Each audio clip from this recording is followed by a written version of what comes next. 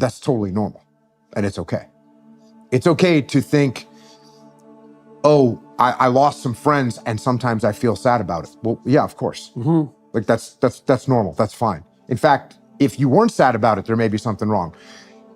Because I think that people have been told for a while that, oh, if you're feeling sad, there's something wrong with you. When I actually don't think there's anything wrong with when you feel sad. You feel sad?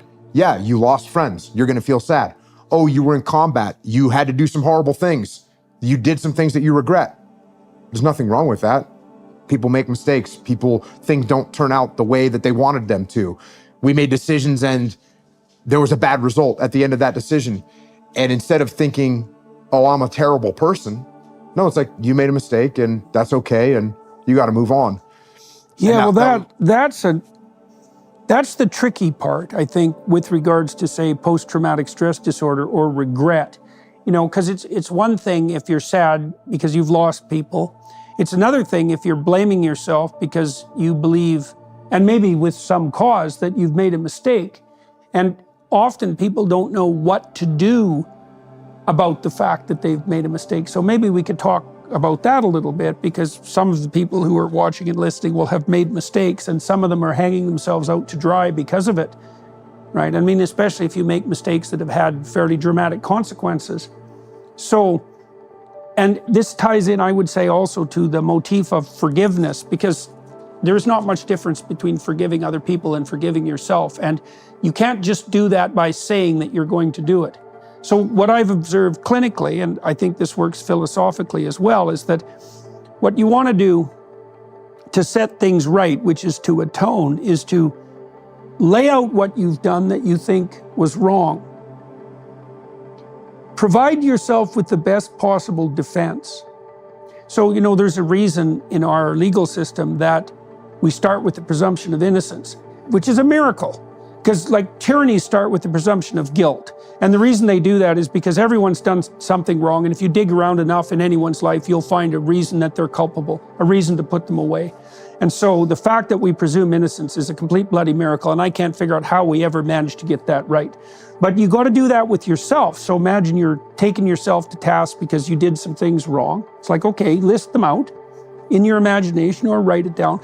But then you got to defend yourself as thoroughly as you possibly can, which doesn't mean you're trying to get yourself off the hook. It means that you're trying not to take yourself apart more than is necessary. And then you might ask, well, if I've done something terrible, maybe what's necessary is that I commit suicide, is that like I pay the ultimate price for my sins. And people will do that when they're depressed. And that's not right, because actually what you want to do to atone is to set yourself back on the right track. So the precondition for forgiving yourself is, first of all, to sort out whether or not you're accusing yourself too viciously, like a tyrant.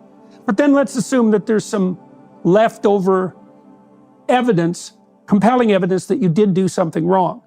Okay, now you have to figure out what you did wrong, and you have to figure out what you would have done differently and what you will do differently in the future. And then my sense is, and I think this works out psychologically, is that if you can set yourself up so that you've learned from the mistake you made so you wouldn't repeat it, then you get to go on with your life. And I think that's also what you do with people around you. You know, I mean, you might want to forgive someone maybe who hurt you when you were young, for example, because you don't want to carry that burden around. You know, it's like, it's been 20 years, you're still mad about it. It's like, well, you got tortured, plus you're still angry about it, so that's not good for you. But to forgive someone so that you can heal a relationship means that they have to confess what they did, they have to assess why it was wrong, they have to come up with an alternative way of behaving, and then they have to swear, you know, by all that's holy, so to speak, that they're not going to do that again in the future. And then I think, and you know, you might say that the devil in your mind that's still accusing you might say, well, what you did is so terrible that you should never be let off the hook. And I would say to that is that if that's the criteria that you use for judgment, then everyone's doomed, because everyone makes mistakes in their lives. And I would say probably everybody makes unforgivable mistakes. And so if we're going to take ourselves apart about that permanently, then we're all ruined. Yeah, I was pretty lucky growing up in the military. that I would get to see guys, and I was probably 26 years old, and I moved into like an instructor role in the SEAL teams.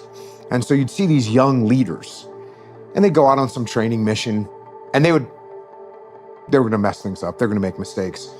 And you always get this talk about, well, you made the best decision you could with the information that you had at the time. And it kind of sounds like a cop-out in a way, but it's actually not a cop-out at all. You make the best decision that you can with the information that you have at the time. Like, what more can a human being do than make the best decision they can with the information that they had at the time? And when you get more information, or when the results come as they may, that decision that you made might not have been a good decision. It might have been a bad decision. But there's number one, there's nothing you can do to change it. Like, it already happened, you made the decision.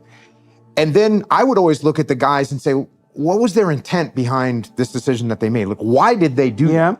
Because if we can decipher that, and their intent was they wanted to make a good move to get their guys out of a bad situation, what more could I want from a leader than to make a decision that's doing their best with the information that they had at the time to maneuver out of a bad scenario to take care of their guys? There's nothing more I could hope for. So as long as I think you peel back the onion and you kind of review what happened, you say, oh yeah, I made the decision at this time. Of course, if I had this other information, I change it, but I did what I did. The result was not what I wanted. It's not what I intended. Here we are. And now you can either beat yourself up, or you can say, here's some lessons I've learned from it.